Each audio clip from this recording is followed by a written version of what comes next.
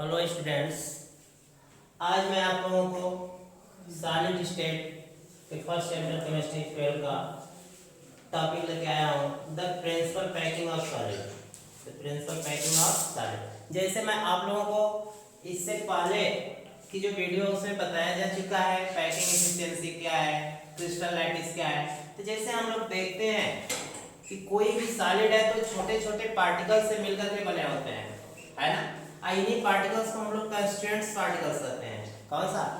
Constraint particles कहते हैं। जो कंस्ट्रेंट पार्टिकल्स होते हैं ये एक दूसरे से, हम लोग क्लास 9 से पढ़ते हुए आ रहे हैं कि इंटर मॉलिक्यूलर फोर्सेस होते हैं उसमें, या एटॉमिक फोर्सेस होते हैं, जिसके वजह से क्या होते हैं, एक दूसरे से बंधे होते हैं, क्लोज पैक होते हैं, है ना। तो जो सॉलिड जितना ही क्लोज पैक होता है उसके बीच में जो स्पेस होता है बहुत ही मिनिमम होता है, अर्थात मिनिमम पॉइंट्स होता है। उसके बीच में जो खाली स्थान होता है वो बहुत कम होता है ना। तो जो ये पार्टिकल्स होते हैं सब्सटेंस के, देखते ही हम लोग कि वो दबाने पे जितना ही हार्ड सॉलिड होता है उतना ही दबाने पे कम दबता है ना। तो आखिर में क्यों कम दबता है? क्योंकि उसके बीच में जो वायर्स होते हैं, जो खाली स्थान होते हैं, स्पेस होते हैं, बहुत ही लेस होता है, इसलिए वो रिजिड होते हैं। तो जो कांस्टेंट पार्टिकल्स होते हैं वो किसी न किसी पैटर्न से बने होते हैं, है ना। जिसे हम लोग पीछे पढ़ चुके हैं कि जो क्रिस्टलाइन सॉलिड होते हैं वो किससे, सबसे छोटी यूनिट क्या होती है, उसका यूनिट सेल होता है। तो जो यूनिट सेल होता है, देखिए इसमें कॉर्टेक्स जो होते हैं इसके, या साइट होते हैं, इस पे पार्टिकल्स होते हैं। सपोज दैट कि अगर इन पार्टिकल्स को हम स्फीयर मान लें, स्फीयर मींस क्या होता है, वही गोला। अगर स्फीयर मान लिया जाए कि रेडियस आ रहा है ना, तो एक यहाँ हो गया, यहाँ हो गया, यहाँ, यहाँ, ये आपस में मिल करके बना रहे हैं। जैसे इसमें देख रहे हैं कि 4 है, 1 2 3 4 एटम ऊपर हो गए, 4 एटम नीचे हो जाएंगे, है ना। 1 2 3 और लास्ट में 4 है। तो इस तरह से एक यूनिट सेल बना रहा है सॉलिड का। तो इसमें होता क्या है, थोड़ा सा इसे देख लीजिए। इसका जो लैंग्वेज में लिखा हूं, the maximum close packing structure is such that the minimum empty space, जितना ही ये रिजिड होगा उसमें एम्प्टी स्थान, एम्प्टी प्लेस क्या होगा, लेस होगा, अर्थात मिनिमम वाइड्स होगा।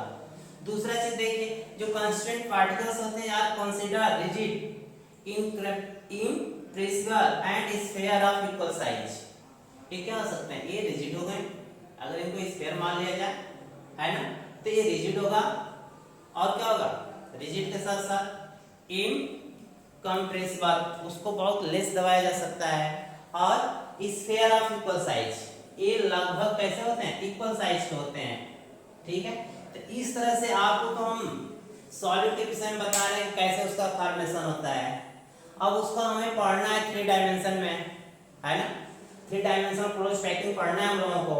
तो जो 3 डायमेंशनल क्लोज पैकिंग होता है ना, क्लोज पैकिंग इन 3 डायमेंशन, तो इसे पढ़ने से पहले हम लोगों को इन दोनों को भी पढ़ना होगा, है ना। तो in this articles we study the different type of close packing अब कांस्टेंट पार्टिकल्स। तो जो कांस्टेंट पार्टिकल्स होते हैं ये कितने प्रकार से इनको अरेंज किया जाता है, देखिए इस तरह से। इसमें 3 टाइप हो गए। पहला हमारा क्या है, क्लोज पैकिंग इन 1 डायमेंशन, क्लोज पैकिंग इन 2 डायमेंशन, क्लोज पैकिंग इन 3 डायमेंशन, ठीक है। तो जब 3 डायमेंशन में क्लोज पैकिंग देखना है, लेकिन डायरेक्ट इसको हम लोग नहीं देख सकते हैं, क्यों? क्योंकि इसे समझने से पहले हमें इन दो को पढ़ना होगा, है ना। क्लोज पैकिंग 1 डायमेंशन क्या है, क्लोज पैकिंग 2 डायमेंशन क्या है ना। तो इन 2 डायमेंशन इन 1 डायमेंशन में हमें देखना होगा, ठीक है। तो इस तरह से इसे समझाने के लिए सबसे पहले हम लोग आ रहे हैं फर्स्ट पॉइंट पे, क्लोज पैकिंग इन 2 डायमेंशन।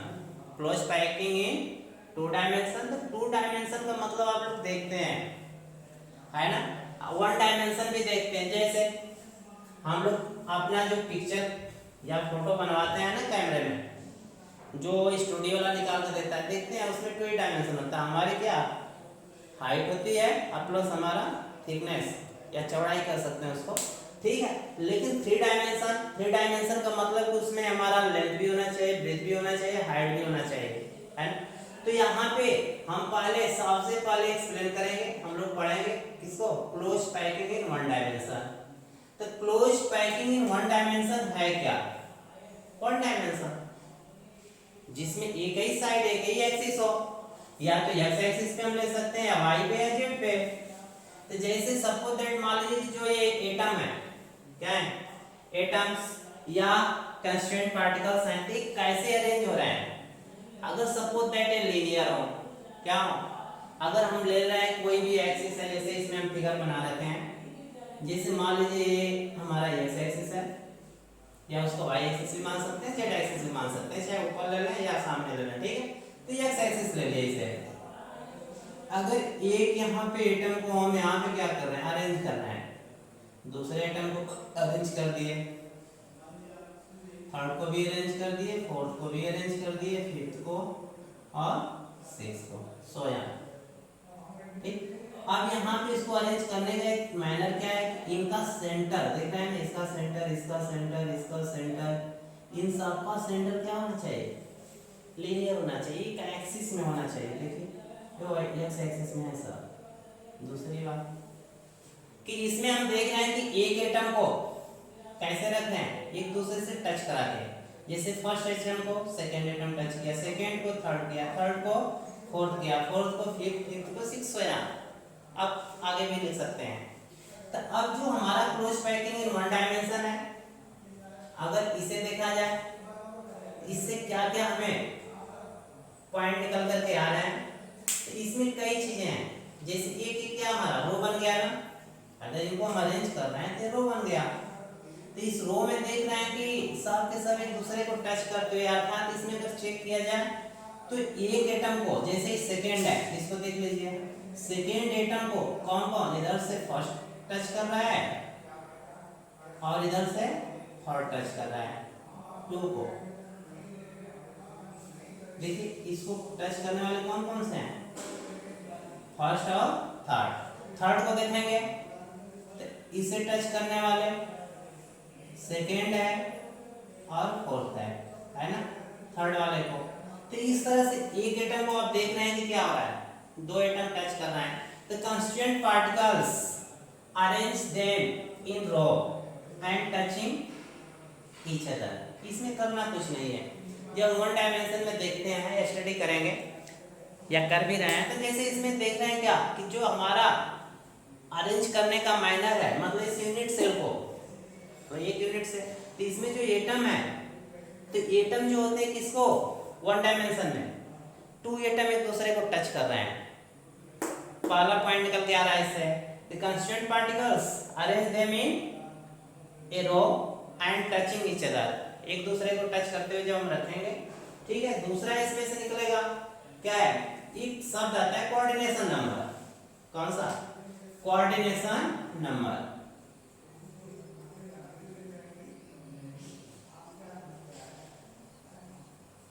ये इंपॉर्टेंट है, थोड़ा सा इसे जान लीजिए, कोऑर्डिनेशन नंबर है क्या। तो कोऑर्डिनेशन नंबर यही है कि एक एटम को टच करने वाले कितने एटम यहाँ पे हैं, देखिए इसे टच कर रहा है, टू को टच कर रहा है थर्ड, लेकिन टू को कौन कौन से एटम टच किए, वन और थर्ड, थर्ड को टू और फोर्थ, फोर्थ को थ्री और फाइव, फाइव को फोर और सिक्स। तो इस तरह से अगर किसी भी एटम का कोऑर्डिनेशन नंबर देखा जाए, the number of nearest neighbours, जैसे इसके नाइट्रोजन में, जैसे थर्ड के नाइट्रोजन में कौन कौन से एटम हो सकते हैं, क्योंकि ई का ई इसमें रो है, ठीक है। तो इसे टच करने वाला टू हो गया और फोर हो गया, है ना, नाइट्रोजन पार्टिकल्स, इन्हीं को इसका कोऑर्डिनेशन नंबर कहेंगे। तो थर्ड का कोऑर्डिनेशन नंबर कितना होगा, टू, फोर का भी कोऑर्डिनेशन टू होगा। तो यहाँ पे जो क्लोज पैकिंग है, अगर इसमें देखा जाए, इन one dimension, in one dimensional close pack arrange the coordination number two. तो इसमें क्या निकल कर के आएगा, इसका कोऑर्डिनेशन नंबर टू होता है। टू क्या होता है, मैंने बताया कि जो एक पार्टिकल्स को लेंगे, उसका जो नाइबरिंग पार्टिकल्स होते हैं उसको टच करने वाले कौन कौन से हैं, वही उसका कोऑर्डिनेशन नंबर होगा, ठीक है।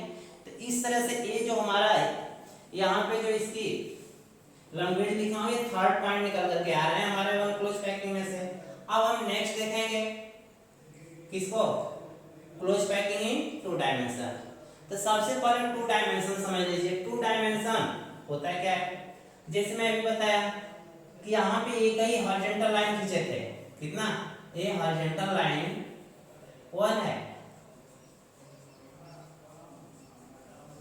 ये हॉरिजॉन्टल लाइन है, इसमें या इसको हम वर्टिकल भी खींच सकते हैं या इसको परपेंडिकुलर या जेड एक्सिस में कर सकते हैं। तो यहाँ पे जैसे अगर इस लाइन को हम ले लिए एक्स एक्सिस पे, इसको ले लिए वाई एक्सिस पे, तो देखिए ये वाई एक्सिस हो गया, ये एक्स एक्सिस हो गया, है ना। तो इसमें एक हॉरिजॉन्टल लाइन हो गई, हॉरिजॉन्टल, और एक हमारा वर्टिकल।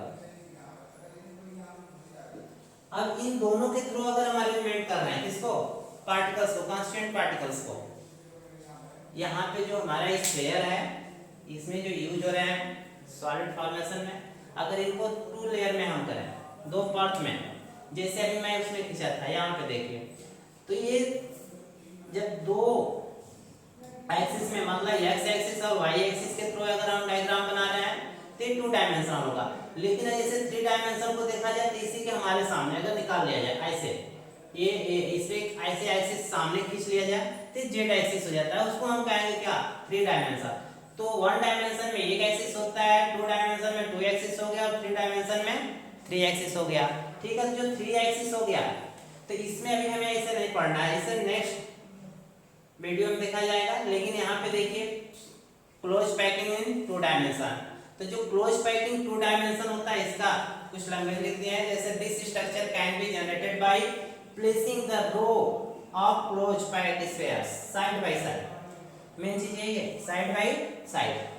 जैसे यहाँ पे देखिए एक साइड इसका जा रहा है एक्स एक्सिस, दूसरी साइड जा रहा है वाई एक्सिस, है ना। तो जब हम 2 एक्सिस में से खींच रहे हैं साइड बाय साइड हॉरिजॉन्टली, ठीक है, एक वर्टिकल हो गया एक हॉरिजॉन्टल हो गया, या एक हॉरिजॉन्टली कर सकते हैं, तो this can be done 2 different way, इसे हम 2 तरह से खींच सकते हैं, बना सकते हैं 2 वे। पहला जैसे स्क्वायर क्लोज पैकिंग, और सेकंड हमारा क्या है, हेक्सागोनल क्लोज पैकिंग, या इसी को क्या कहेंगे, ए टाइप, ए टाइप ये भी कहा जाता है क्लोज पैकिंग।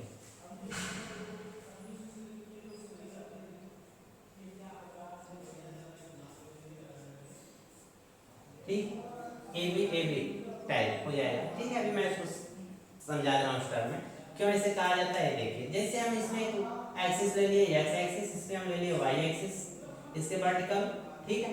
अब इसमें जैसे हम जो एटम उन्हीं का अरेंजमेंट करना है हम लोगों को, करना कुछ नहीं बेटा, करना क्या हम लोगों को, उसको अरेंज करना, कैसे कैसे हम लोग अरेंज कर सकते हैं, ठीक है। तो इसमें 2 वे निकल कर आता है, 2 तरह से हम इसको अरेंज कर सकते हैं। जैसे एक्स एक्सिस पे अगर हम इन एटम को क्या किए, कांस्टेंट पार्टिकल्स को देखिए एक दूसरे से टचिंग कराते हुए रख दिए, ठीक है। ये तो एक रो हो गया, दूसरा सेकंड रो इसके नीचे, तो जैसे इसके नीचे रखेंगे देखिए वाई एक्सिस पे भी हम चल लिए, एक थर्ड रो रख दिए 1 2 3 4। अब देखिए एक तरह से लेयर बना लिया है ना, जैसे फर्स्ट लेयर हो गया, सेकंड लेयर हो गया, थर्ड लेयर, मतलब जो रो है आपस में एक दूसरे के नीचे ठीक एक दूसरे पे रखा गया। जैसे यहाँ का जो एटम है जस्ट उसके बेलो सेकंड एटम, इसके बेलो थर्ड एटम, फोर्थ एटम, ठीक उसके नीचे रखा गया है, समझ रहे हैं। तो इस तरह से हमारा स्क्वायर क्लोज पैकिंग बनता है। और दूसरा क्या है, हेक्सागोनल क्लोज पैकिंग। तो जो हेक्सागोनल क्लोज पैकिंग है इसमें थोड़ा सा एक टर्म निकल कर के आता है, जैसे मैं अभी बताया कि यहाँ देखिए, जैसे मान लीजिए 1 एटम है, इसको टच करते हुए सेकेंड एटम अरेंज किए, ये हम फोर्थ एटम फिफ्थ एटम, है ना 1 2 सो यहाँ पे देख रहे हैं कि एक दूसरे के टचिंग पॉइंट, ये जो पोर्शन है ए, यहाँ पे अवनमन हो रहा है ना, क्या हो रहा है, डिप्रेशन हो रहा है, इस खाली स्थान को डिप्रेशन कहते हैं। यहाँ पे आप देख रहे हैं जो हम अरेंजमेंट कर रहे हैं फर्स्ट टाइप में स्क्वायर क्लोज पैकिंग में, ये एटम है जस्ट बिलो सेकेंड एटम है, उसके बिलो क्या है थर्ड एटम है, जस्ट बिलो फोर्थ एटम है। इस तरह से एक एटम के पास दूसरे एटम है ना। अब यहाँ पे जो पॉइंट निकल कर आ रहा है, जैसे हमें कोऑर्डिनेशन नंबर देखिए, इसका अगर हमें कोऑर्डिनेशन नंबर निकालना हो तो सबसे पहले तो ये देखना है कि इसमें का जो एक एटम है, जैसे मैं यहाँ पे बताया था कि एक एटम दो एटम से टचिंग कर रहा है ना।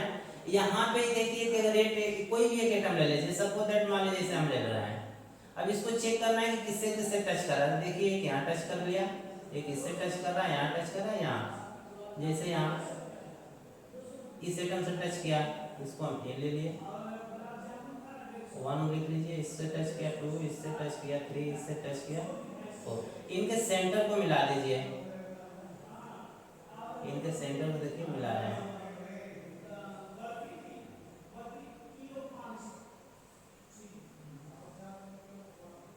देखिए जब हम सेंटर को मिला रहे हैं तो देख रहे हैं कि एक एटम को 4 एटम क्या कर रहे हैं, घेर रखे हैं तो उसके सराउंडिंग में। मतलब यहाँ पे जो स्क्वायर क्लोज पैकिंग है, देखिए इसमें स्क्वायर बन भी रहा है ना, स्क्वायर बन रहा है यहाँ पे। देखिए इसको इनके सेंटर को अगर मिला दिया जाए, ठीक, तो इस तरह से हो गया। तो इसका कोऑर्डिनेशन नंबर कितना आएगा 4, क्योंकि सिर्फ 4 पार्टिकल्स क्या कर रहे हैं, टच कर रहे हैं। क्लियर है। नेक्स्ट पॉइंट इससे देखिए कि इसका जो लेयर बन रहा है इसको चेक कर ले रहे हैं 1 2 3 को। तो 1 2 3 को देखा जाए तो अगर इसका सेंटर देखा जाए, इसका सेंटर देखा जाए, इसका सेंटर, इसका सेंटर है ना, तो सभी का सेंटर सेम आ रहा है। अगर इधर से भी देखा जाए तो सबका सेंटर सेम आ रहा है ना। तो यहाँ पे ये देखना है हमें कि जो फर्स्ट लेयर है, सेकेंड लेयर है, थर्ड लेयर है, फोर्थ लेयर है, ये सेम बन रहा है। क्या बन रहा है, अगर लेयर ये है तो जस्ट लाइक लेयर बी, ये भी है, ये सेकेंड लेयर भी हो जाएगा, थर्ड लेयर भी हो जाएगा, फोर्थ लेयर भी होगा। मतलब इस तरह से हम इसे कह सकते हैं कि जो इनका अरेंजमेंट है सेम है ना। इसलिए इसे हम एक टाइप क्लोज पैकिंग कहेंगे, किसमें, इन 2 डायमेंशन में। तो इस तरह से एक तो ये हमारा निकल करके आ गया, ठीक है। जो 2 डायमेंशन में देखेंगे तो स्क्वायर क्लोज पैकिंग आ रहा है। अब इसी में एक हमारा हेक्सागोनल क्लोज पैकिंग भी बनेगा। कैसे बनेगा, ये थोड़ा सा इससे टिपिकल है, इसको देखिए। जैसे भी मैं एक शब्द को यूज किया वहां पे डिफ्रेक्शन या अवनमन इसे कहते हैं कि जब 2 स्फीयर आपस में मिलेंगे, देखिए क्या मिल रहा है, क्या मिल रहा है, जब इन दोनों का हम टच करा रहे थे यहाँ बीच में क्या हो रहा है, डिफ्रेक्शन हो रहा है। क्या हो रहा है, डिफ्रेक्शन बन रहा है, अवनमन बन रहा है। तो इनको जो हम 1 लेयर को सेकंड लेयर के जस्ट बिलो, मतलब इस एटम के जस्ट नीचे इसके सेंटर का इस एटम को रखे हैं, मतलब इनका जो सेंटर है एक दूसरे से क्या हो, किसी को भी उठा के देखेंगे तो एक दूसरे से क्रॉस करेगा, मतलब लीनियर होगा, चाहे वर्टिकल देख लीजिए या हॉरिजॉन्टल देख लीजिए। लेकिन इसमें ऐसा नहीं है। इसमें देखिए अगर एक लेयर हम ले रहे हैं, ठीक है, लेयर या इन कंस्टिट्यूएंट पार्टिकल्स को एक्स एक्सिस में ऐसे शो कर रहे हैं एक दूसरे से, ठीक। अब इसके नीचे जस्ट बिलो सेकेंड लेयर को या सेकेंड जो पार्टिकल्स हैं इसको हम इसके डिफ्रेक्शन में टच करा रहे हैं। देखिए यहाँ जस्ट बिलो नहीं, इसका सेंटर तो यहाँ जा रहा है, इसका सेंटर देखिए इस लेयर से हट करके जा रहा है, किसी को भी देख लीजिए, है ना। तो यहाँ पे जब हम रख रहे हैं इस कंस्टिट्यूएंट पार्टिकल्स को, देखिए रख लीजिए, रख ली। अब यहाँ पे आप देख रहे हैं, फिर रख ले, फिर रख ली, इस तरह से सोया। ऐसा नहीं कि ऐसा ही स्ट्रक्चर बनेगा, ये आगे भी पीछे भी रहेगा, इसको हम इतना ही दे रहे हैं समझने के लिए, ठीक है। ये ऐसे आगे भी बनता रहेगा। तो यहाँ पे अगर हम देखें, जैसे यहाँ पे मैं मिलाया था कि एक एटम को या एक पार्टिकल्स को कितने नाइट्रोजन पार्टिकल्स हैं उसके, तो इसमें आप देखें थे 2 नाइट्रोजन पार्टिकल्स, तो यहाँ पे देखें तो 4 नाइट्रोजन पार्टिकल हो गए। मतलब एक एटम को 4 एटम क्या कर रहे थे, टच कर रहे थे। बट यहाँ पे अगर चेक किया जाए तो एक एटम को 6 एटम टच कर रहे हैं। जैसे देखिए वहां पे ना समझ में आ रहा है तो यहाँ पे देखिए, मान लीजिए कि यहाँ क्या है, हम खींच लें, जैसे first point, first particle, second, third, fourth, ठीक है, और फिर नेक्स्ट है, नेक्स्ट क्या है, यहाँ पे इसके डिप्रेशन में रखेंगे, ना कि इसके जस्ट बिलो, ठीक है।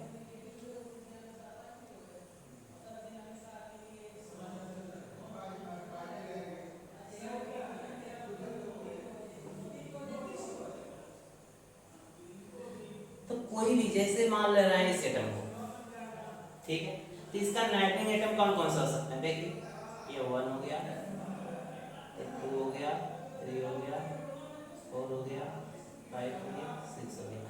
एक एटम को यहाँ कितने टच कर रहे हैं, 6। तो जो 6 एटम टच कर रहे हैं उसके नाइबरिंग पार्टिकल्स हो गए। इन नाइबरिंग पार्टिकल्स के सेंटर को मिला दीजिए। जैसे देखिए इसका सेंटर ये है, इसका सेंटर ये है, इसको मिला दे रहे हैं। ठीक, फिर देखिए इसका सेंटर को मिला दिए, फिर यहाँ पे भी इसका सेंटर है, इसको मिला दिए, फिर इसका सेंटर है, इसे मिला दिए, फिर इसका सेंटर है, इसे मिला दिए, और इसको यहाँ देखिए कौन सा स्ट्रक्चर मिल रहा। हम लोग मैथमेटिक्स में इस स्ट्रक्चर को पढ़े भी हैं। इसके साइड को गिन करके हम लोग, जैसे इसको कहते हैं ट्रायंगल, है ना, इसको कहते हैं क्या, ये तो ट्रायंगल हो गया। ये क्या है, इसको स्क्वायर भी हम लोग कहते हैं, ये क्वाड्रिलेटरल क्या क्या बोलते हैं, हाँ स्क्वायर है। तो इसमें स्क्वायर में कितने साइड्स होते हैं, 4 होते हैं, है ना। फिर अगर ऐसे स्ट्रक्चर बनता है तो इसको पेंटागन कहते हैं, हेक्सागोन कहते हैं, है ना। तो इसमें कितना है, 1 2 3 4 5 6, तो क्या हो गया, हेक्सागोन हो गया। तो पेंटागन, हेक्सागोन, तो इसमें जो स्ट्रक्चर बन रहा है इनके बनाने से ये हेक्सागोनल बन रहा है ना। इसलिए इसको कहा जाता है हेक्सागोनल क्लोज पैकिंग। क्या कहेंगे, हेक्सागोनल क्लोज पैकिंग। तो जो हेक्सागोनल क्लोज पैकिंग होती है इसमें एक पार्टिकल्स को 6 पार्टिकल क्या कर रहे हैं, उसके नाइबरिंग में उसे टच किए हुए हैं।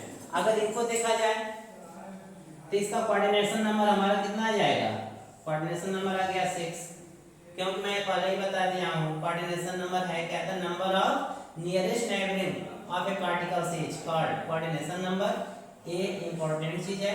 तो इसमें 2 था, यहाँ पे कोऑर्डिनेशन नंबर 4 था, ठीक है। और इस ए टाइप भी कहा जाता है। यहाँ पे ए बी देख रहे हैं ना, ये इसको अब देखिए क्यों ऐसा कहा गया है, ये ए बी टाइप। जैसे यहाँ देखिए ए लेयर है, सेकंड लेयर है वाई एक्सिस में, थर्ड, जैसे इनको 1 2 3 4 5 6 देख लिया जाए। तो यहाँ पे आपको देखना है कि जैसे इसका सेंटर, और जैसे फर्स्ट, इसको अगर हम फर्स्ट ले ए कर लिए, इसको हम बी कर लिए, इसको हम ए कर लिए, फिर बी कर लिए, फिर इसे हम ए कर लिए, फिर इसे हम बी कर लिए। तो उस कंडीशन में देखिए कि जो फर्स्ट का सेंटर है ए लेयर का, ये फिर कहाँ पे, ये थर्ड वाले लेयर के सेंटर से मिल रहा है। अगर यहाँ पे देखा जाए सेकेंड लेयर का जो सेंटर है, यहाँ पे देखिए फोर्थ वाले का।